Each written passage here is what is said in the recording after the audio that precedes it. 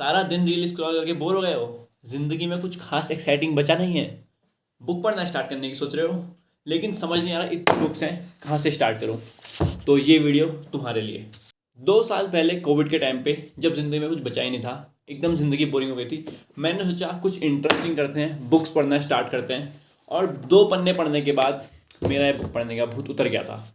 ऐसा आपके साथ भी बहुत बार हुआ होगा, आपने ही बुक पढ़ने की कोशिश करी होगी, लेकिन 2 पन्ने पढ़ने के बाद आपका भी भूत मर गया होगा। मेरे साथ भी सेम कहानी हुई थी, लेकिन फिर 6 महीने बाद ये भूत वापस चढ़ गया।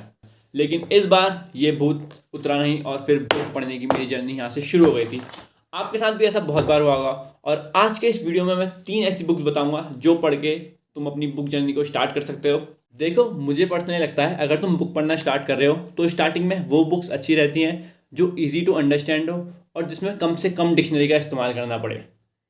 जैसा कि प्रियांशु के साथ हुआ था, जब उसने बुक पढ़ना स्टार्ट किया तो उसने काफ़ी कूल सी बुक तो उठा ली थी, लेकिन हर 2 लाइन बाद उसको डिक्शनरी की ज़रूरत पड़ जा रही थी, जिससे उसका बुक पढ़ने में फोकस बिल्कुल नहीं हो पा रहा था। और ऐसा आप लोगों के साथ भी होता हुआ। और अब जो मैं आपको 3 बुक्स बताने वाला हूँ वो काफ़ी ईजी लिखी गई हैं और समझने में भी काफ़ी आसान है, और आपको डिक्शनरी का इस्तेमाल करने की बिल्कुल ही ना के बराबर ज़रूरत पड़ेगी।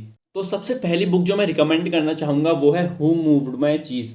ये काफ़ी पतली 100 पन्नों की किताब है जो बहुत ही ईजी लैंग्वेज में लिखी गई है और ईजी टू अंडरस्टैंड है।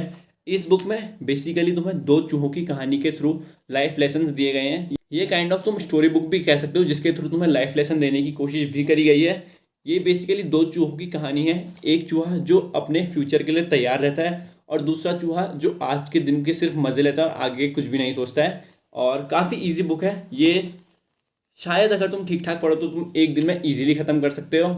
और ये काफ़ी छोटी सी बुक है जिसे फिनिश करने में तुम्हें ज़्यादा दिक्कत आएगी भी नहीं, और ये फिनिश करने के बाद तुम्हें और मोटिवेशन मिलेगी आगे और बुक पढ़ने के लिए। दूसरी बुक जो मैं तुम्हें रिकमेंड करना चाहूँगा वो है who will cry when you die. तुम्हारे मरने पे कौन रोएगा।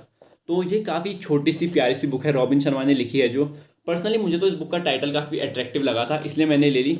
और ये बुक मैं इसलिए रिकमेंड करना चाहूँगा, सबसे पहले तो ये बहुत ही ईजी टू रीड है और उसमें कुछ हाईटेक साइंस का यूज़ नहीं किया गया है। प्लस दूसरी बात, इसके जो चैप्टर्स हैं वो 1-1, 2-2 पेज के हैं, तो तुम्हें एक एक चैप्टर के बाद ब्रेक लेने या आराम से पढ़ने के लिए बहुत ही अच्छी बुक है, जिसमें तुम्हें ज़्यादा एकदम बिंज रीडिंग करने की कोई ज़रूरत भी नहीं है। और इसके अलावा अगर मैं बताऊँ तो इस बुक में तुम्हें लाइफ लेसन्स भी दिए गए हैं हर चैप्टर के थ्रू, छोटे मोटे, जो कि शायद तुम्हें एक अच्छी ज़िंदगी जीने में मदद कर सकते हैं।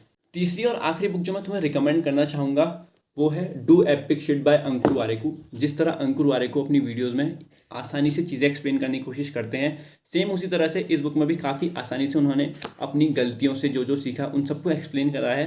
और उन्होंने बताया कि किस तरह से छोटी मोटी हैबिट्स हम इम्प्रूव करके लॉन्ग टर्म सक्सेस पा सकते हैं लाइफ में। प्लस उसके अलावा उन्होंने इस बुक में पैसों के बारे में, एंटरप्रेन्योरशिप के बारे में और रिलेशनशिप्स के बारे में बताया कि कैसे हम उन चीज़ों को मेंटेन कर सकते हैं। और ये काफ़ी इजी टू रीड बुक है। प्लस इस बुक का प्लस पॉइंट मुझे ये लगता है कि मोस्टली जितनी भी सेल्फ हेल्प बुक हैं उन सारी बुक्स की समरी है ये काइंड ऑफ, ऐसा तुम मान सकते हो, क्योंकि जितना भी मैंने और सेल्फ हेल्प बुक्स में चीज़ें पढ़ी थी वो सारी इस बुक में मेंशन करी गई हैं। तो शायद तुम इस बुक को पढ़ के उन सारी सेल्फ हेल्प बुक्स की भी कुछ कुछ नॉलेज ग्रैब कर सकते हो, जो कि काफ़ी बेनिफिशियल है तुम्हारी इनिशियल बुक रीडिंग के स्टेज में। और अगर इन तीनों बुक्स में से कोई आपने बुक पढ़ी है तो ज़रूर मुझे कमेंट में बताना। और आप लोग भी अगर बुक पढ़ने का शौक़ रखते हैं तो ज़रूर से कमेंट में बताना कि और इसके अलावा कौन कौन सी बुक्स हैं जिसे पढ़ के एक इंसान अपनी बुक जर्नी को स्टार्ट कर सकता है, जो काफ़ी ईजी टू रीड और ईजी टू अंडरस्टैंड है।